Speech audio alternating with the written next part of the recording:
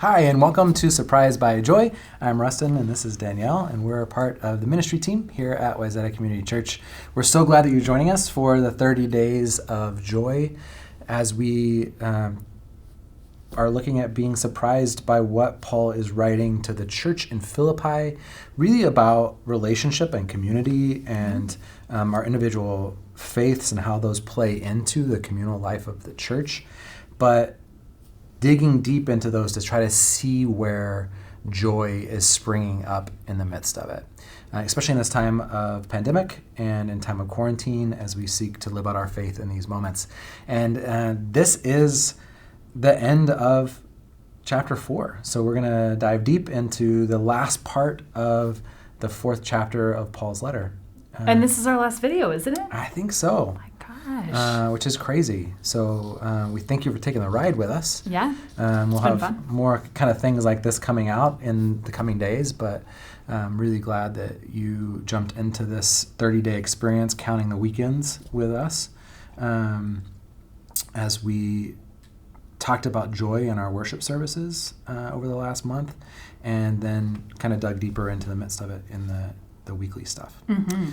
So today we're going to be reading chapter 4, verses 10 through the end of the chapter, and would love for you to read along with us. So pull out your Bible or your Bible app, or just read along at the bottom of the screen, because it'll be there. Let's do it.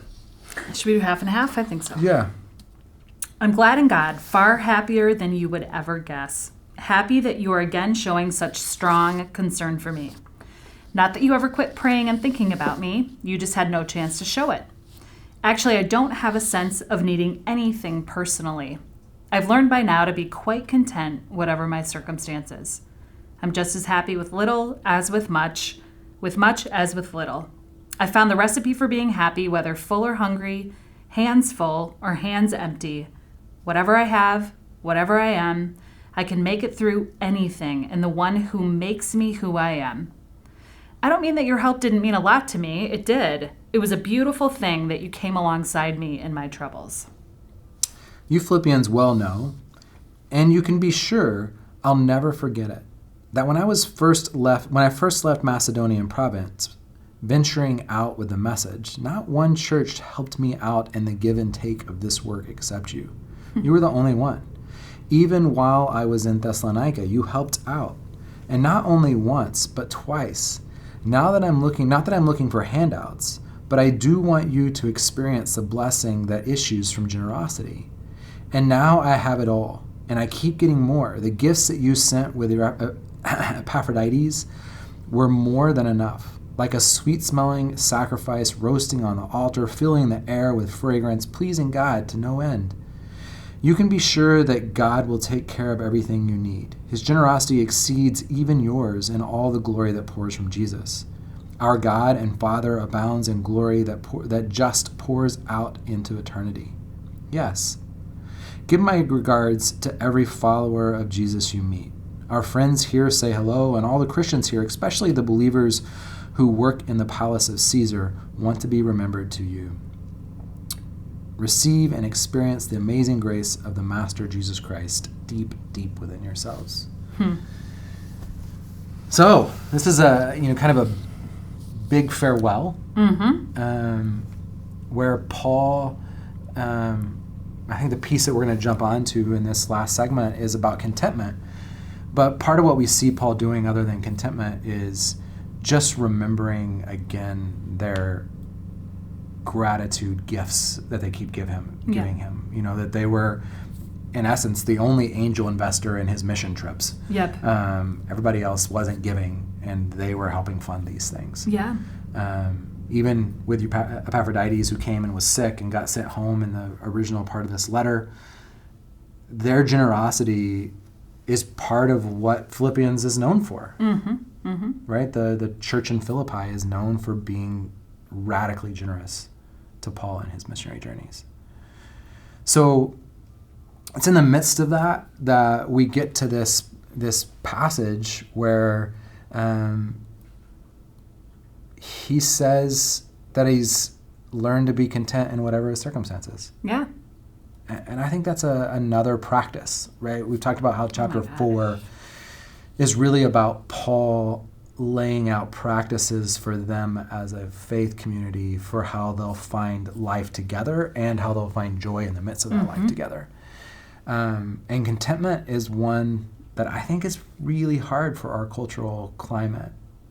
There are no models for it. Yeah. Or very few models, maybe. And I think the models we do have tend to be, they tend to feel a little otherworldly, like nuns.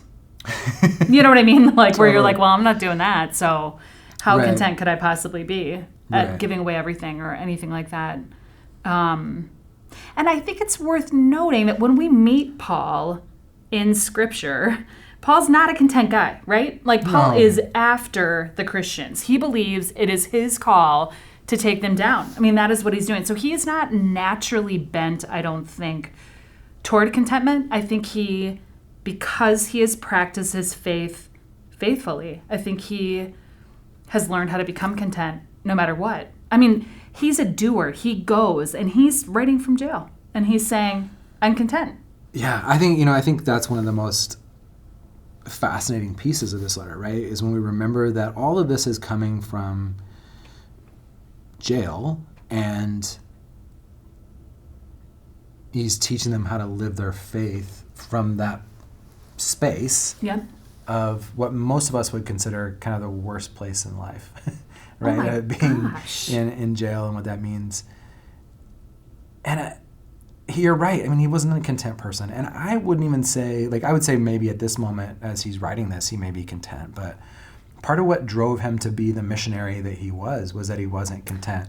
He didn't go to Philippi and stop in Philippi. He wasn't content with just the Philippians knowing about the good news of Jesus. But maybe there's a difference between contentment and drivenness. Maybe on some level, drivenness is that pressing on that he was doing, but because he is content in the outcome. I mean, earlier in the letter, what he says is, if I die, okay, I'll do that.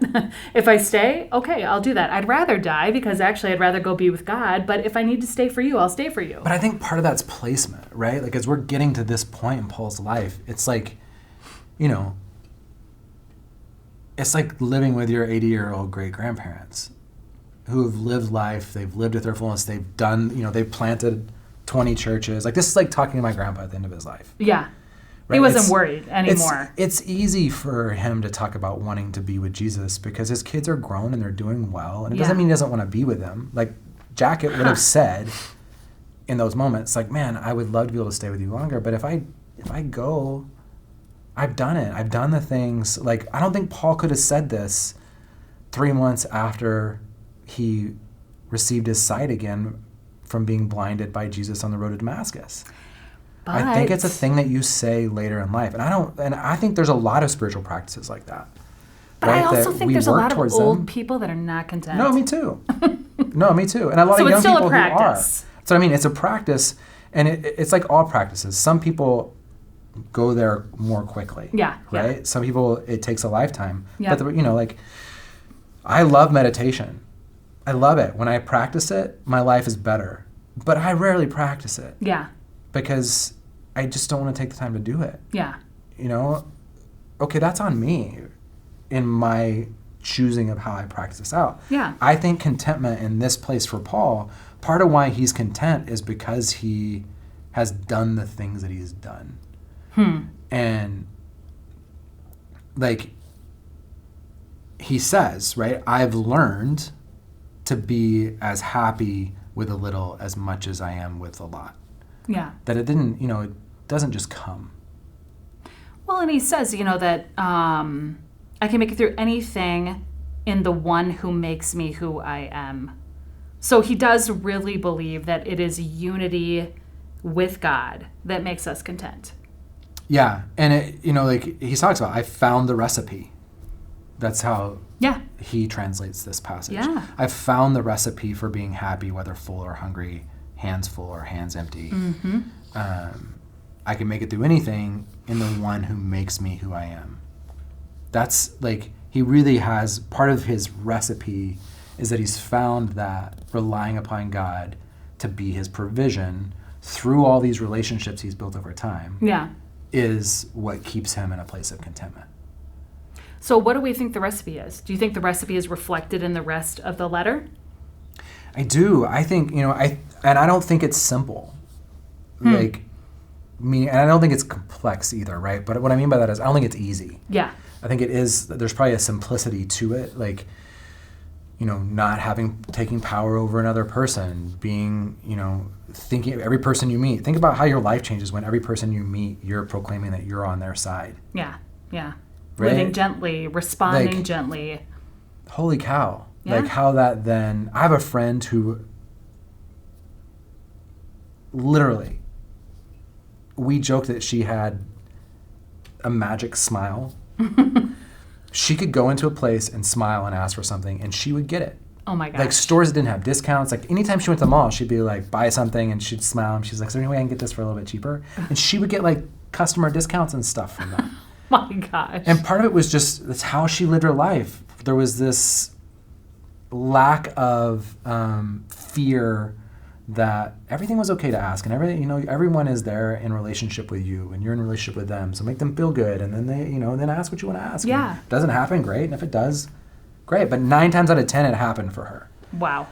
But 9 times out of 10, she asked. I wouldn't have. Yeah, yeah. And so I think there's That's pieces interesting. in this, right, about as you live a life of practiced faith,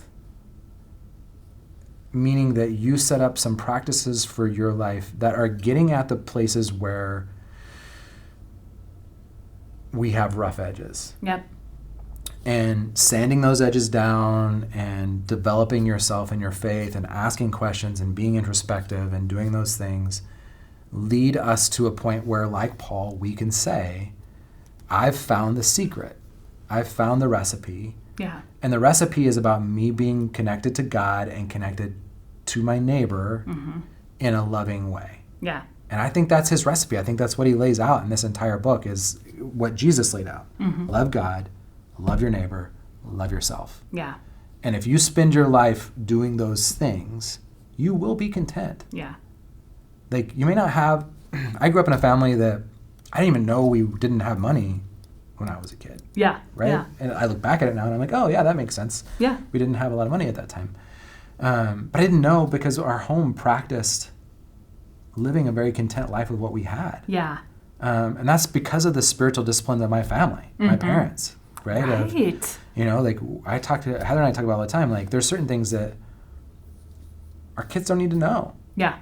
That it's better for them not to know. And that's okay. Yep. But there's other times where we say, no, we don't buy that because it's too expensive for what we're actually wanting. Yeah. And we help teach them the value. And it's all in that, right, of how we live our life that I think we find the way to contentment. Yeah. I agree. I totally agree. And I think there should, I remember it, when you were saying all that, it reminded me of being, sort of a young evangelical kid and saying well, if all I need is this insurance policy of asking Jesus into my heart, then why wouldn't I do it at the last second? So I could do everything I want to do. Totally. Well, because doing everything I want to do wouldn't even lead to contentment in any way, shape, or form. But I do think that's the beautiful sort of fruit of what a long life living with God looks like. Is that we are shaped more in God's image, and our desires are shaped more in God's image. So that we are content because we just realize that's not what matters most. It is not what matters most. Yeah. And I do think so much of it is perspective. Part of what Paul's doing for the church in Philippi through this whole letter is he's teaching them what a proper perspective is. Don't spend all your time in your worry. Spend your time in these good things. Yeah. Don't think of yourself better than someone else. Instead, do what Christ does and give up all form of power over. Yeah. He's laying out these perspective shifting realities that by the time you get to the end of the letter, and if you've walked out the way of Philippians, you are more content. You're in a happier community whenever your community is focused around the shared identity together. Yeah.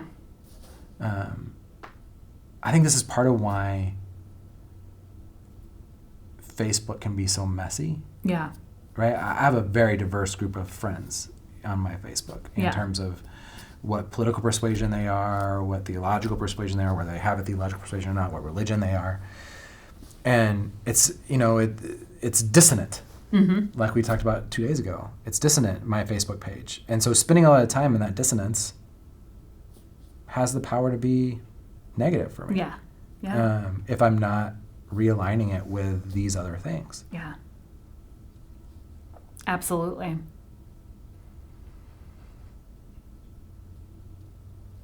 It is. It's interesting to think, too, about, I was thinking about there's sort of statistical evidence of contentment in our culture in ways. So there are statistics like if you live in a neighborhood, doesn't matter what neighborhood, but if you live in a neighborhood where you are in the top, I think it's 30% of income, you're happier than if you live, even if you have the same amount of money, than if you live, in a neighborhood where you're at the bottom 30%. Or you have, there's contentment. Obviously, these are sort of privileged contentments, right? Right. Obviously. But it is sort of interesting to think about the ways, having the education that a lot of us do, having the job opportunities that a lot of us do, it's interesting to think about how we can be responsible for shaping our contentments, not only with stuff, but with the way that we structure our lives, sort of noticing what leads to the best outcome in our lives. I mean, like you talking the other day about sleeping, right? Like, gosh, maybe if you just made that a practice, right? Writing down the things you're worried about before bed, you might start sleeping better across the board. How do we notice those things that affect? And I do think a lot of it is within our control. And I do like that about Paul. Mm-hmm. Like, I think Paul points to God and says, God's going to take care of this. Yeah. But he doesn't relieve the church in Philippi or us from practicing out our faith. Yes. That, like, there are things we can do that lead to more contentment. Yeah. I can think all I want that more and more money or more and more goods is going to make me content, even though statistically that's not true. Right. And I can live that way, or I can choose this other way. Yeah. And it's my choice. It's not God's. Mm-hmm. Like, as much as I would like to say God's in control of that, that's not what we mean by any means in God's sovereignty. Yeah. That you have your own power and God has God's own power, and how you live out your power is what Paul is talking to the church in Philippi about. Mm-hmm. God can't stop Erodia and Syntyche from disliking each other. Yeah. They have to make that choice. Right. So what are some of the things that for you have led to real contentment? Are there any either practices or seasons of your life that you look back on now and think, I was really content in that season? And are there pieces of that you could pull into this season? It's a great question. I tend to be a decently content human. In terms of family and that sort of stuff. Where I become discontent often is in my work environment, right? Like, because I'm a hardcore doer and a vision guy, and I like to go for the next thing. Yeah. So I would say that's a place for me to work on contentment, is in my work life. But it revolves, as I said a couple of days ago, so much of my contentment revolves around relationship. Mm-hmm. When I have healthy relationships around me, I'm content in whatever environment I am. Yeah. And for me, that means, like, part of what I've learned about myself is that means deep, meaningful relationships and conversations with people, Yeah. right? Like, I don't love surface chat. Yeah. Like, I want to move through that because I want to get to know you and what's ticking in you and what really you're passionate about and what you really care about. Like, I have this friend in LA that every time, no matter who's in his backyard, they can be there for the first time. I can guarantee you, by the end of your time at his house, even if you just met him, you're going to end up at the fire pit and he's going to ask you, what's your purpose on this planet?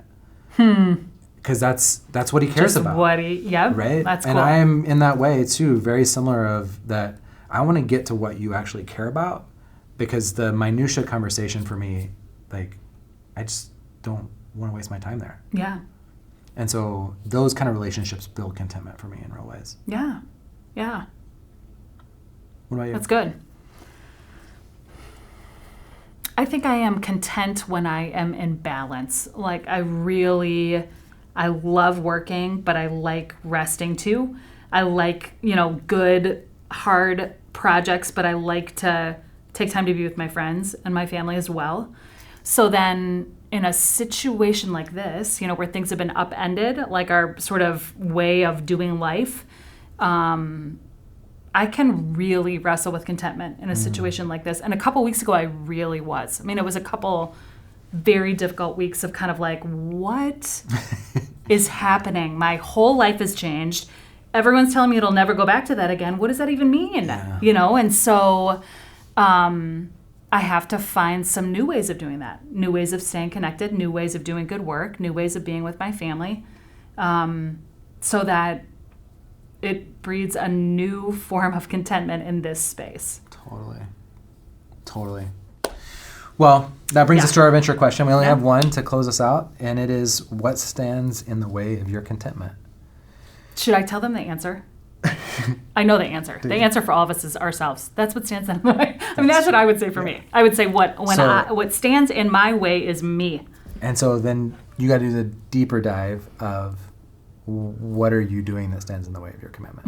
Yes, contentment. Right. Yeah. So my stop is going to be to think about ways to bring my life contentment into my work. And I find that I become more content when I speak out what I'm really thinking. So I actually, yesterday, there's this funny Marco Polo app, and I was Marco Poloing with my sister-in-law. And I started telling her this story, and then I was like, I'm not even telling you that because it's too weird. You're going to think I'm really weird. And she's someone who's like, now you have to tell me. Yeah. So she says, you have to tell me.